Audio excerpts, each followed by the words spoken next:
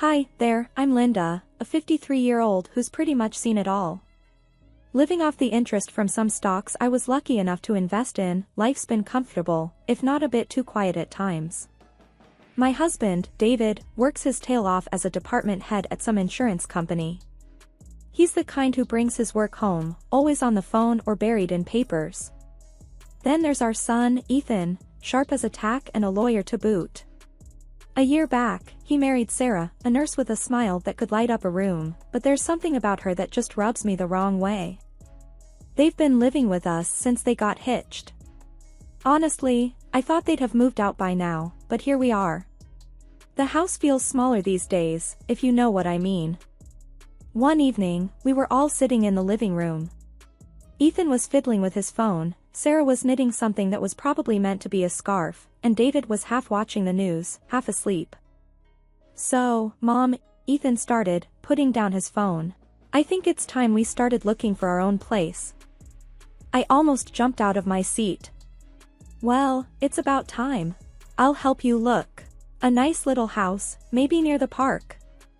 But Sarah cut in, "Actually, Linda, I was thinking. I really like it here.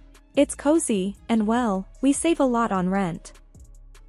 Her voice was sweet, too sweet. It sounded fake.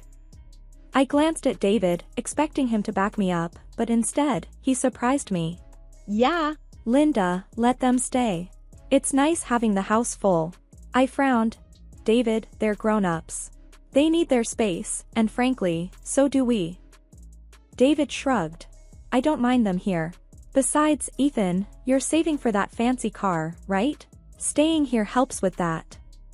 Ethan looked uncomfortable, glancing at Sarah, who was now smiling at her knitting like it was the best thing in the world. "Look, I don't want to be a burden," Ethan mumbled. "Bah, you're no burden." David waved his hand. "Right, Linda?" I sighed, feeling outnumbered. "Fine. Stay if you must. But don't blame me if you start feeling cramped." Sarah looked up, her eyes too bright. "Oh, Linda, you're the best mother-in-law ever." Her words felt like syrup, thick and too sugary. I forced a smile, but inside, I couldn't shake the feeling that something wasn't right. David, always so keen on having our own space, suddenly doing a 180? And Sarah, always polite, but something about her eagerness seemed off. Lately, I've been feeling run down, like all my energy's just drained away. Getting out of bed feels like a chore, and I'm tired all the time. It's not like me at all. I used to be the first one up, bustling around the house, but these days, I can barely muster the strength to get through the day. It was a typical Thursday evening. Ethan was working late, and David had his weekly poker game, leaving just Sarah and me at home. She was in the kitchen, humming as she always does, preparing our evening tea. I sat at the dining table, listlessly flipping through a magazine, feeling too exhausted to even stand up and join her. "Here's your tea, Linda," Sarah said cheerfully, placing a steaming mug before me. "I made your favorite chamomile." I managed a weak smile. "Thank you, dear." But as soon as I took a sip, I frowned. The tea was bitter, unusually so. "Sarah, does this taste bitter to you?" I asked, pushing the mug away slightly. She took a quick sip from her cup and then from mine, her eyebrows knitting together in confusion. "It tastes fine to me, Linda. Maybe your taste buds are playing tricks because you're not feeling well." I wanted to believe her, but something didn't sit right with me. The next day, I decided to bring it up with David. He was in the kitchen, a rare sight, making himself a sandwich with an almost comical level of concentration. Sipping my coffee, I ventured, "David, have you noticed anything strange about the tea Sarah makes? It tasted bitter to me." He paused, sandwich halfway to his mouth, and looked at me as if I'd just said the sky was falling. "Bitter? What do you mean? Her tea is always perfect. Are you sure you're not just imagining things because you're feeling sick?" His reaction was so intense, so immediate, it took me aback. "No, I'm certain it was bitter. It's been like that for a few days now." He put his sandwich down, his eyes narrowing. "Linda, it's probably just your illness talking. Sarah's tea is fine. In fact, it's more than fine, it's the best I've had. His defense of Sarah's tea was so fervent, so passionate, that it left me speechless. Was I really imagining it? But no, the bitterness was real, I was sure of it. That evening, when Ethan came home, he seemed worn out, the stress of his job written all over his face. Sarah, ever the attentive daughter-in-law, brought in a tray of tea, saying, "This will help you unwind." Ethan took a sip and then another, making no comment about the taste. It seemed to me like he didn't notice anything off. I tried my tea again, and sure enough, it was bitter. I couldn't understand why I was the only one tasting it. "Doesn't this taste bitter to you, Ethan?" I asked, hoping for some validation. He shook his head. "Tastes normal to me, Mom." Sarah just smiled and said, "Maybe Linda's right, and it's just her feeling under the weather." But I wasn't convinced. Why was the tea bitter only for me? And why was David so quick to dismiss my concerns? There was something odd going on, and I was determined to find out what it was.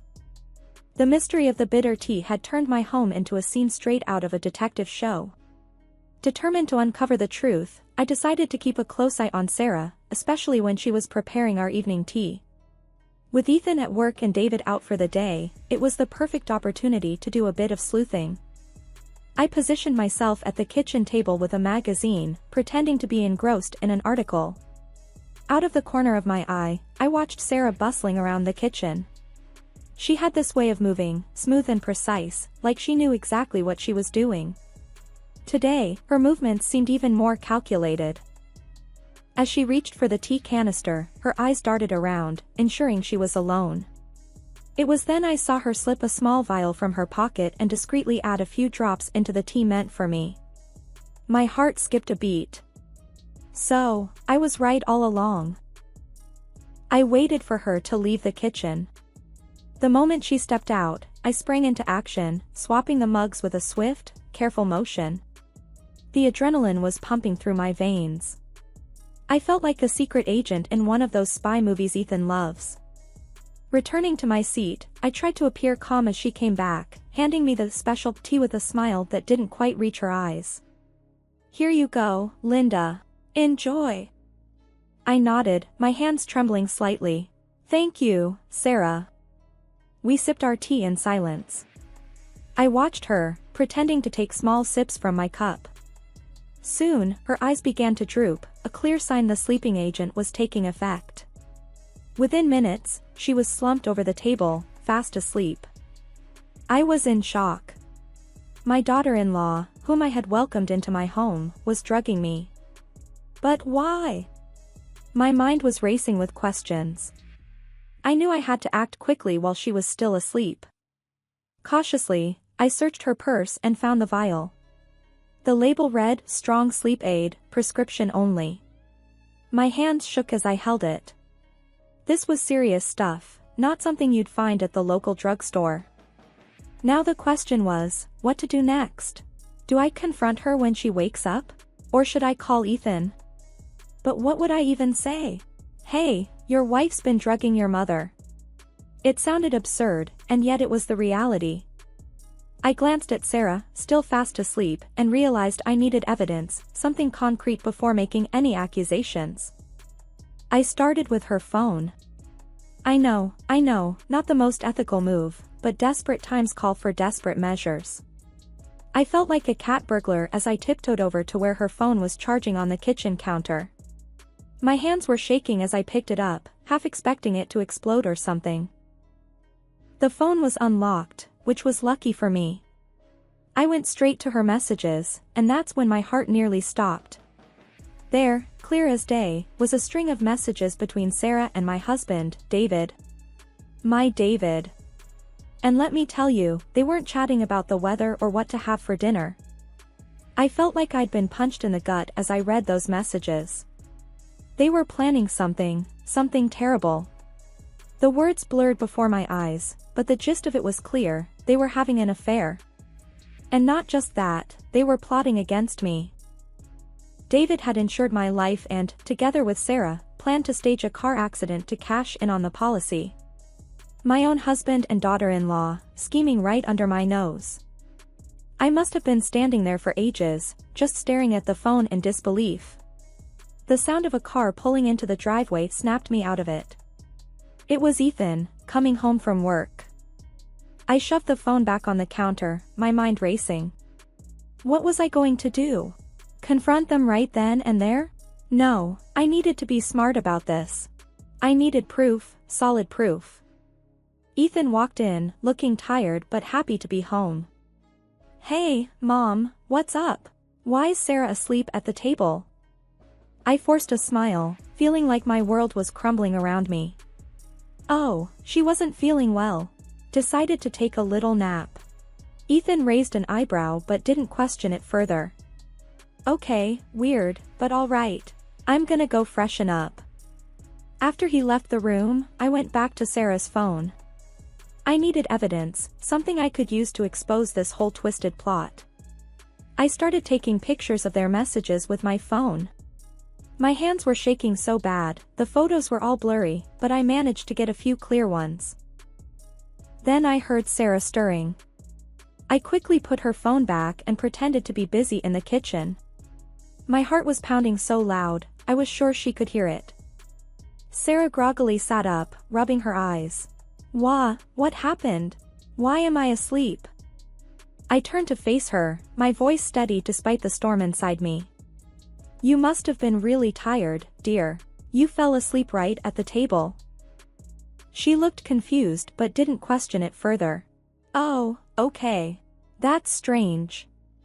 I nodded, keeping my face as neutral as possible. Yeah, strange. As I watched her stumble out of the room, a million thoughts raced through my head. How was I going to confront David and Sarah about this? What was I going to tell Ethan? My family, my whole life, felt like a lie. Armed with the screenshots from Sarah's phone, my mind was set. I had to confront David. This wasn't just about a fling or a misguided crush, they were plotting against me. My hands were shaking, but this time with anger, not fear. David walked in later that evening, looking as calm as ever. Seeing him act so normal boiled my blood. I was in the kitchen, pretending to be busy with dinner, but my mind was on one thing only, confrontation. Hey, Linda, David greeted casually as he hung his coat. Something smells good. What's for dinner? I took a deep breath, my heart pounding. We need to talk, David. Now. He looked surprised but nodded, following me into the living room.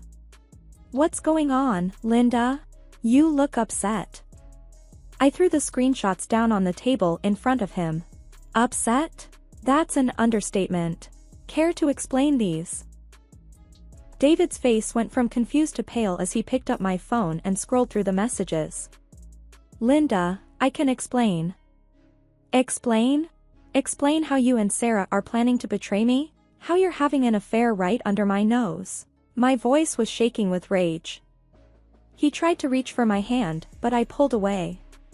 Linda, it's not what it seems. Please, let me explain. I snorted in disbelief. Not what it seems. It's pretty clear to me. You're cheating on me with my son's wife. And there's more, isn't there? What are you planning, David? What are these messages about drugging me? David's eyes darted around, looking for an escape. It's complicated, Linda. You wouldn't understand. Try me, I said, my voice icy. I think I deserve at least that much. He ran a hand through his hair, sighing. It started as a fling. We didn't mean for it to go this far. But then, things got out of hand. Out of hand? You call drugging your wife and plotting behind her back just out of hand? I couldn't believe what I was hearing. David looked down, unable to meet my eyes. I'm sorry, Linda. I never meant to hurt you. Sorry doesn't cut it, David. This is unforgivable. I felt a mix of anger, betrayal, and heartbreak. I trusted you, and you were planning to. What? Get rid of me. He didn't answer, just sat there, looking guilty as sin. Where's Ethan? Does he know about this? The thought of our son being involved in this mess was too much. David shook his head quickly. No, Ethan doesn't know anything.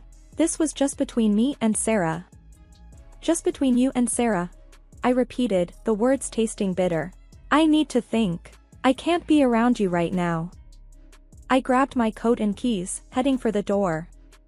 David tried to stop me, but I brushed past him. Don't. I can't even look at you right now. I didn't know where I was going, but I needed space, needed to breathe. The walls of the house felt like they were closing in on me. As I drove, the tears started to flow, blurring my vision. My life, as I knew it, was falling apart. After I had gathered my thoughts at the park, I knew it was time to face the music. My phone buzzed with a call from Ethan, his voice tinged with worry. Mom, where are you? Sarah's frantic, and Dad looks like he's seen a ghost. What's happening? I sighed, feeling a knot in my stomach. Ethan, we need to talk. It's about your father and Sarah. Can you meet me at the park? The urgency in my voice must have hit him. I'm on my way, Mom. When Ethan arrived at the park, his face was etched with concern. I didn't beat around the bush. I showed him the screenshots from Sarah's phone. His reaction was a mix of disbelief and anger. This can't be true. Dad and Sarah, he muttered, his voice barely above a whisper. It's hard, I know, but we need to confront them, together, I said, my voice steady. Ethan's jaw clenched as he nodded. Let's go back home. The drive back was tense, each of us lost in our turbulent thoughts. As we walked into the house, David and Sarah were sitting together, looking like they were bracing for a storm. Ethan, usually so calm and collected, was the first to break the silence. How could you both do this? To Mom, to me. Sarah's face crumbled, tears spilling over. Ethan, I'm sorry, I never meant for any of this. Save your apologies, Sarah. They mean nothing now, I interjected, my voice cold. David stood up, his face pale. Linda, please, let's talk about this. I can explain. I shook my head, the evidence burning a hole in my pocket. Explain? You betrayed me, our son, our family. There's no coming back from this. Ethan's voice was laced with betrayal. And you, Sarah, my wife, involved in this deceit. Sarah reached out to Ethan, but he recoiled. Don't touch me. I can't even stand to look at you. It was then that we heard the front door open. We all turned to see two police officers entering the house. David's and Sarah's faces went from fearful to outright terrified. They knew their secret was out, and the consequences were here to face them. The officers approached them, their expressions stern. David and Sarah, you need to come with us. There are serious allegations against you both. David's voice was barely a whisper. Allegations? What allegations? I stepped forward, holding up my phone. These allegations. Betrayal, plotting, deceit. As the officers handcuffed them, the look of terror on David's and Sarah's faces was something I'll never forget. It was the look of people who realized their world had just crumbled. The house felt eerily quiet after David and Sarah were taken away by the police. Ethan and I sat in the living room, the weight of the day's events pressing down on us. Ethan broke the silence first. Mom, how are you holding up? I mean, after everything. I sighed deeply, the events of the day replaying in my mind. I'm not sure, Ethan. Betrayed, angry, confused, a bit of everything, I guess. How about you? He leaned back, rubbing his temples. It's like a bad dream, Mom. I can't believe Sarah and Dad. It's just too much to take in. I reached over, giving his hand a reassuring squeeze. We'll get through this, Ethan. It's going to be tough, but we're strong. We can handle it. He nodded, a determined look crossing his face. Yeah, we've got each other, at least. That counts for something. I smiled, feeling a surge of maternal pride. It counts for a lot, Ethan. We're a team, you and I. We spent the next few hours talking, really talking, about everything we'd been through. It was a conversation long overdue, one filled with honesty and raw emotions. We shared our feelings of betrayal, our fears about the future, and our hopes for what was to come. "I've been thinking, Mom," Ethan said after a pause. "Maybe it's time for some changes. For both of us." I nodded in agreement. "Changes like what?" "Maybe start with the house. It feels tainted now. Maybe we should sell it, find somewhere new to start fresh." The idea was both scary and exciting. "That's a big step, but you might be right. A new beginning could be good for us." "And what about you, Mom? What will you do now?" Ethan asked, concern in his eyes. I took a deep breath, feeling a sense of determination rising within me. "I think I'll start by rediscovering who I am, apart from your father. Maybe pick up some old hobbies, find new interests. I've always wanted to try volunteering, maybe at the community center." Ethan smiled, a genuine smile that reached his eyes. "That sounds great, Mom. And I'll be here for you, whatever you need." I felt a warm glow at his words. "And I'm here for you too, Ethan, always." We sat there for a while longer, talking about the future, about the possibilities that lay ahead. It was the first time in a long time that I felt a sense of hope, a belief that things could get better. As the day turned into evening, Ethan stood up. "I should probably head out, give you some space." I stood up too, hugging him tightly. "Thank you, Ethan, for everything. I don't know what I'd do without you." He hugged me back, just as tightly. "You'll never have to find out, Mom. I'll always be here." After he left, I sat back down, feeling a sense of peace I hadn't felt in a long time. The road ahead was uncertain, but I knew I wasn't alone. I had Ethan, and I had a newfound strength within me. After the whirlwind of the trial and the divorce, I found myself starting anew. The divorce was hard, but David had to pay a significant amount for the physical and moral harm he had caused. Both he and Sarah were facing real jail time. I had moved into a small, charming apartment in a quiet part of town, a place where I could start over. Ethan visited often, and on one bright Saturday afternoon, he came over to help me with my new project, setting up a small garden on my balcony. He was elbow-deep in potting soil, planting some herbs. "You seem to be doing really well, Mom," he commented, looking around at my new place. I smiled, watering a small tomato plant. "I am, Ethan. It's been tough, but I'm finding my way. And the volunteering at the community center is really fulfilling." He smiled back, clearly relieved. "That's great to hear, Mom. After everything, you deserve to find some happiness." We worked together in comfortable silence for a while, enjoying the simplicity of the task. Then Ethan said, "I'm thinking about trying to date again. It's time to move on, you know?" I nodded, pleased for him. "Just take it slow, Ethan. And remember, honesty is key in any relationship." As we finished with the garden, Ethan stood and stretched. "I'm really proud of you, Mom. You've come through so much." I stood up too, feeling a sense of accomplishment. "Thanks, Ethan. You've been my rock through all of this." He hugged me tightly. "Always, Mom. You're not just my mom, you're one of the strongest people I know." Looking out over the balcony at the city below, I felt a wave of contentment wash over me. The past months had been some of the hardest of my life, but they had also shown me my own strength.